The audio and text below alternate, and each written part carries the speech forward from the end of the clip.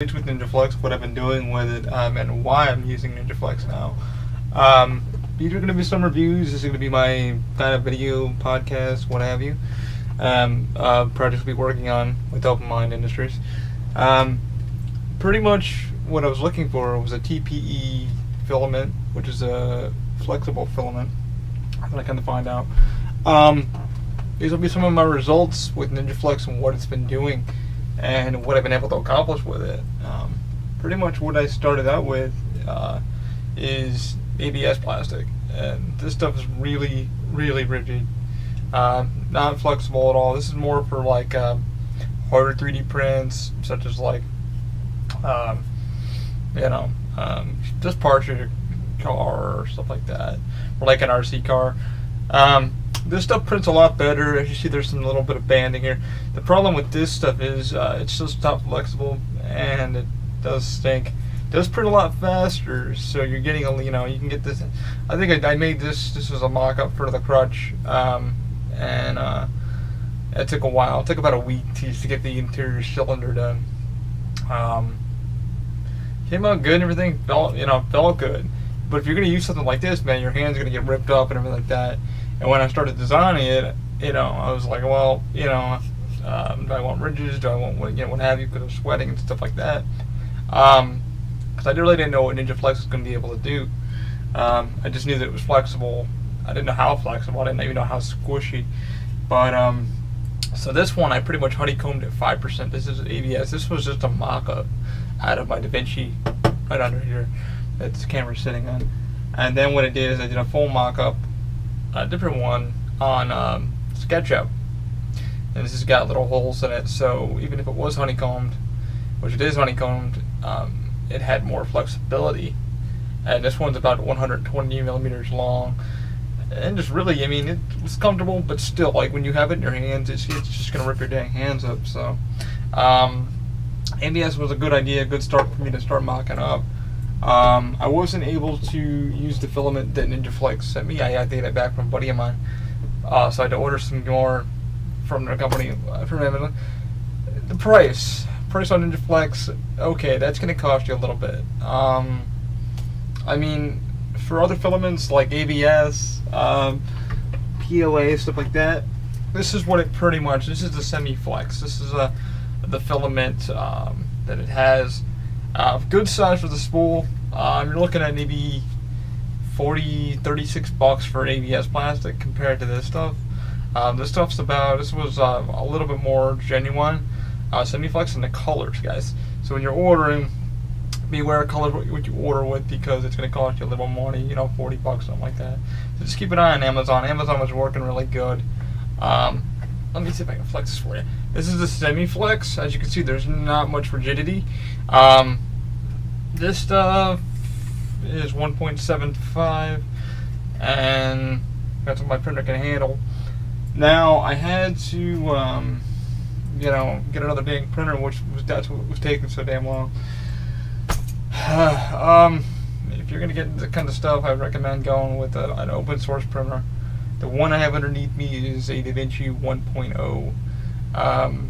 Good printer for a starter. I got it about a year ago to start doing prototyping and stuff like that. Good. However, I had to hack the chip, which I didn't really hack it. What I did was I got a little chip modifier, and it modifies the cartridge, proprietary cartridge.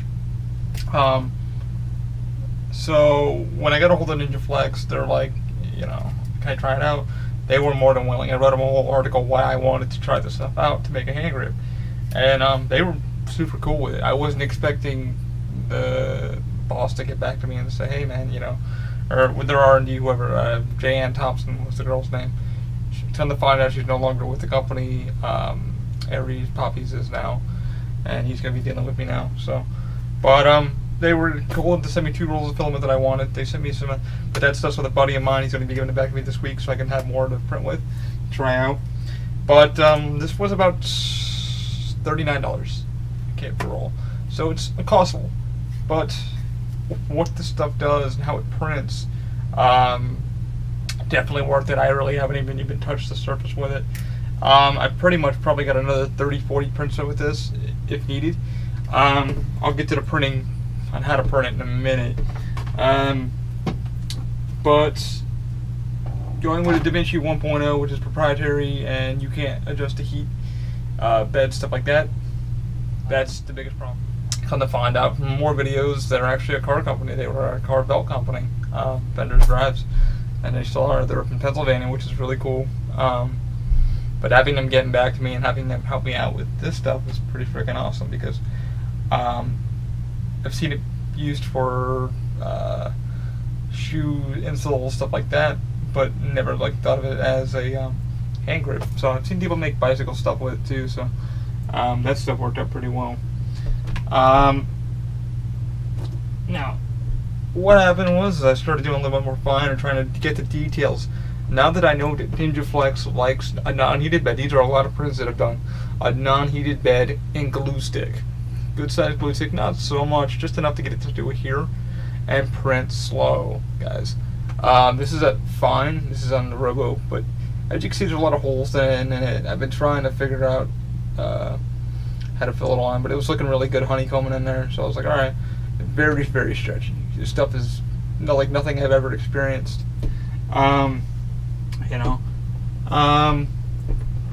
This would be a final print, but this, I kind of improved on this too. Super, oh my god, super soft. Super soft. Okay guys, the print time on one of these things, and this is just 120 millimeters in height, took about 50 millimeters a second, about 4 hours. Okay, this stuff is slow. It needs to go slow. I did try to boost it up to like 17 millimeters a second, and it wasn't adhering. It wasn't sticking to the bed or anything like that, and I was having problems. These look great. I handed these over to a couple friends to have them feel them, and they enjoyed the hell out of them. They were like, wow man, use these instead of the other ones you're using. They kind of like the Semi-Flex ones. And the final copy of the Semi-Flex, if I can get it, there it is, is right here. And these are the ones I've been using for about a week. And these are at about, I want to say, 20% infill. And they're super squishy. And compared to these. And these are the Ninja Flex.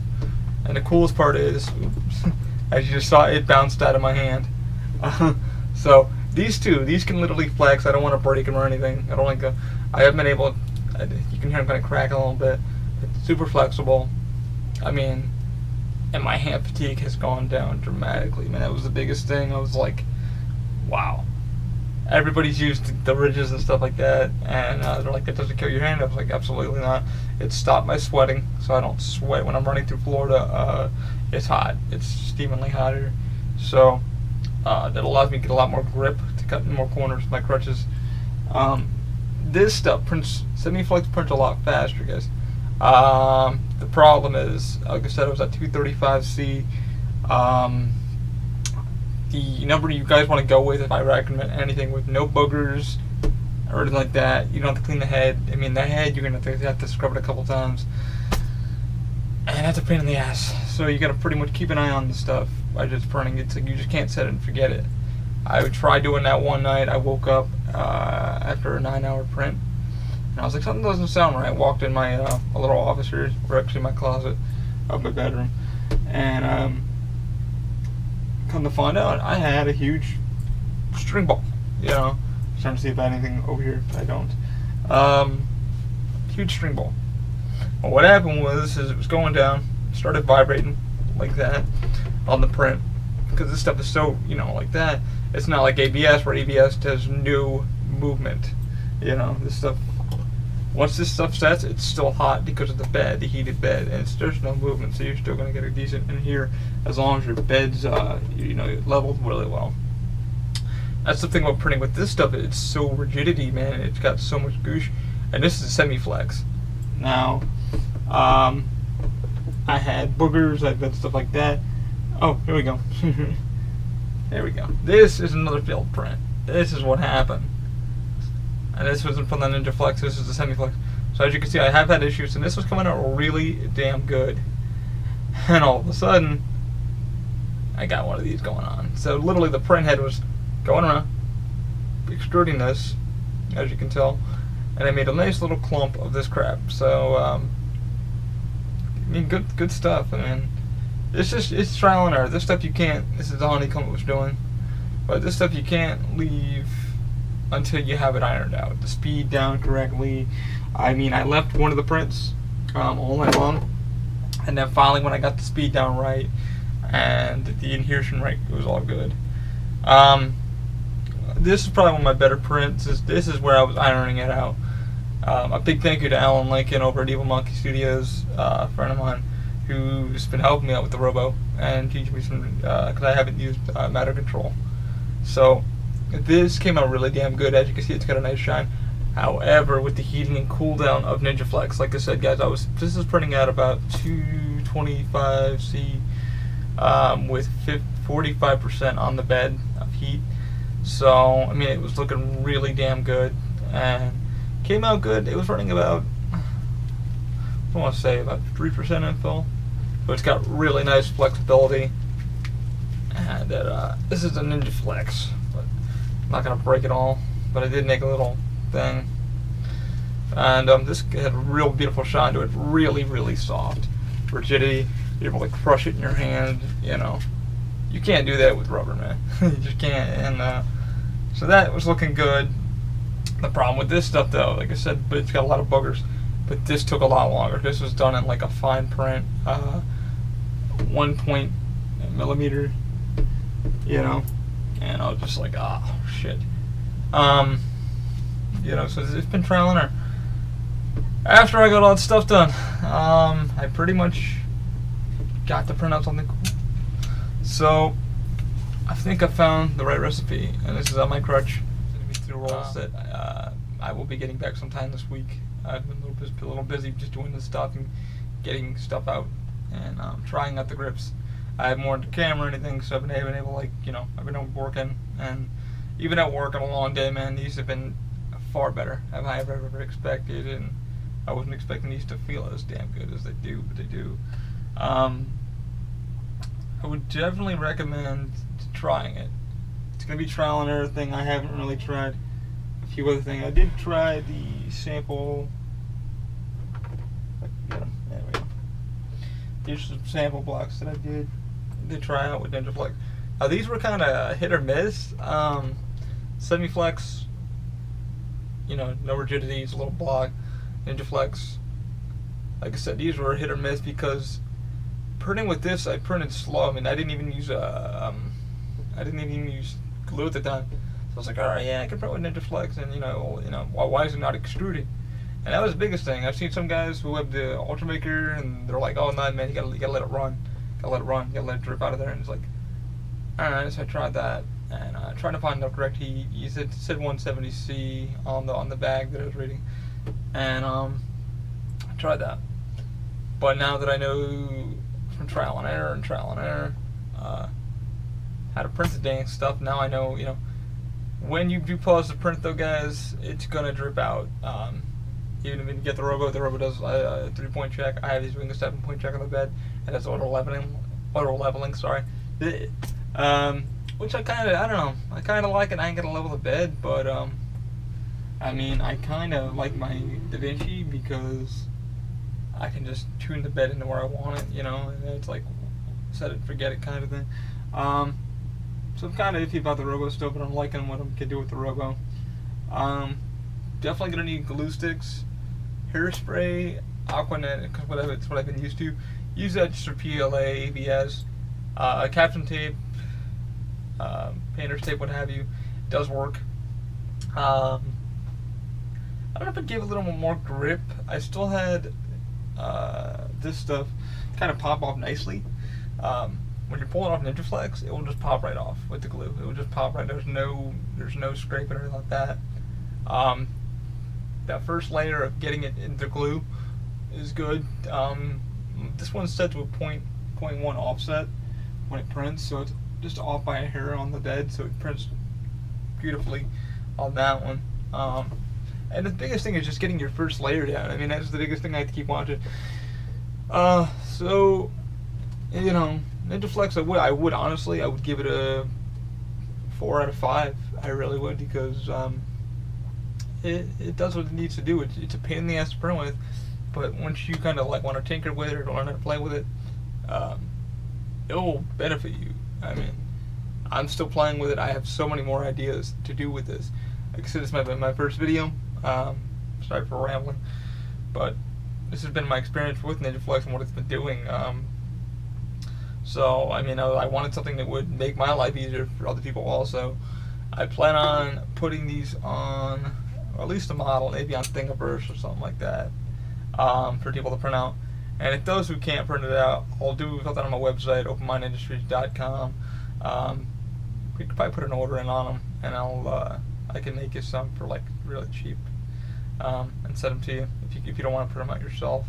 Because you're going to need NinjaFlex or TPE filament, but I would recommend using like a NinjaFlex, because this stuff it's definitely worth the weight in gold. I mean, I haven't tried all the newer stuff yet, and a lot of the extruder issues, that's going to be your biggest problem. I mean, like, you're going to end up investing in a lot of new extruder, V6s, E3Ds. E3D hot ends, if everybody has any complaints about it, I don't anymore. I mean, I literally learned how to, I got this printer day one, tore it apart. I didn't even print with it yet. And putting everything back together and getting this thing to run correctly, the Robo, that took a while. I had to short my X harness and all that stuff thanks to the Robo community getting that fixed. But now that it's all said and done, Novice Experts, I checked him out.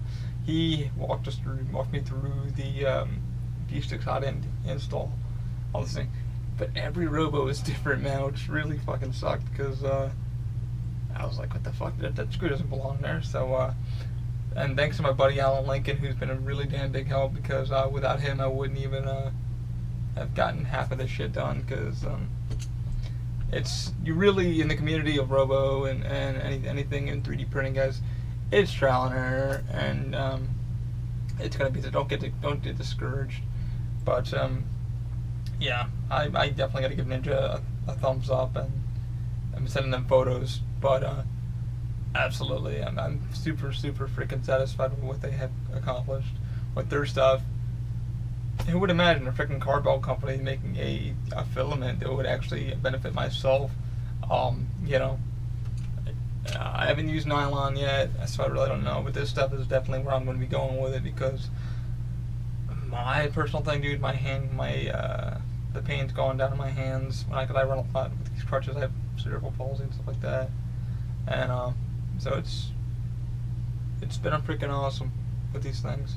But I'm gonna do some more testing. I'll take you guys on a go with me around, so you can see how I'm going through. Just took an eye on my crutch here and did something to it. But I'll take you guys on a journey with these things, so we can see what I'm going through. But these actually absorb my hits when I'm hitting the ground on sidewalks, pavement, what have you. It takes all the freaking bumps. So this stuff really, it's like a shock absorber for your hands, and it just goes back to normal. Like, I could have done finger holes, what have you. Didn't even have to. I didn't even print this one out. I just said, you know what? Why would I even bother with any of this? Still learning with NinjaFlex. So I just did the same one that I did. This one's a lot larger though, and 3D it's 120, high, 120 millimeters high, and it just runs a lot better. So much infill inside of it. So damn squishy, so damn squishy.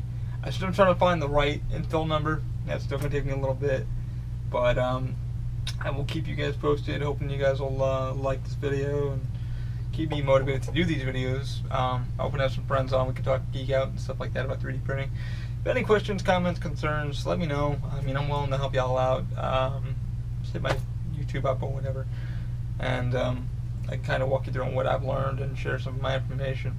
But yeah, I'm gonna send these over to NinjaFlex and send them a big thank you.